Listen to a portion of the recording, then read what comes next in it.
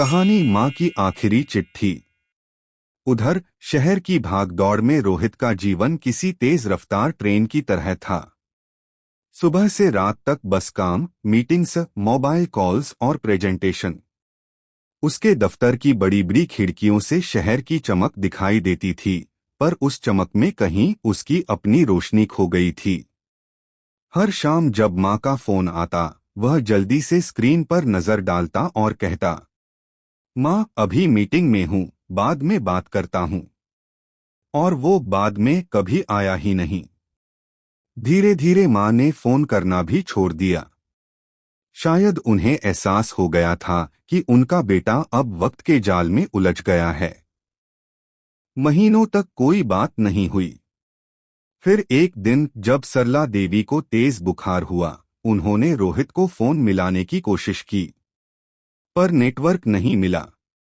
उन्होंने सोचा बेटा व्यस्त होगा, कल बात हो जाएगी। पर वो कल भी कभी नहीं आया।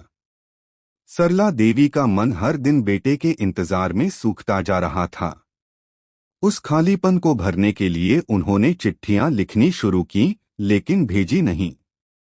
शायद वो चाहती थीं कि जब बेटा लौटे तब एक एक शब्द उसके दिल तक पहुंचे।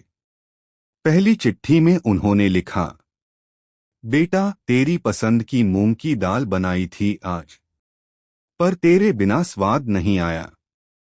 दूसरी चिट्ठी में लिखा, रोहित तू बचपन में कहता था कि माँ मैं आपसे कभी दूर नहीं रहूंगा, याद है बेटा? अब तो तेरे बिना घर सूना लगता है। तीसरी चिट्ठी में शब्द कांपते हुए थे, अब सांसें भारी लगती हैं बेटा। अगर कभी लौटे तो मेरे लिए तुलसी में जल चढ़ा देना। एक बरसाती रात।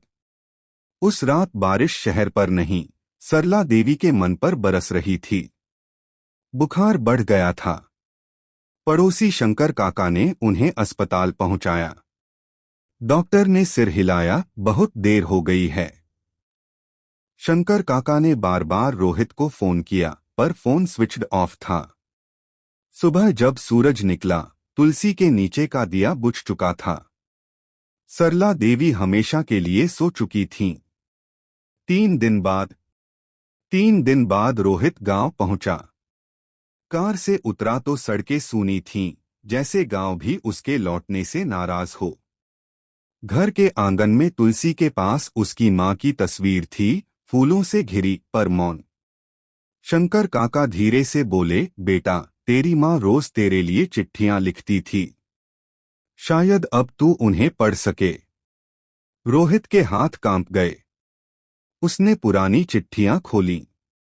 कागजों पर माँ की लिखावट धुंधली थी, पर हर अक्षर जैसे जख्म छोड़ रहा था। हर पंक्ति पढ़ते ही रोहित की आंखों से अश्रु गिरते गए।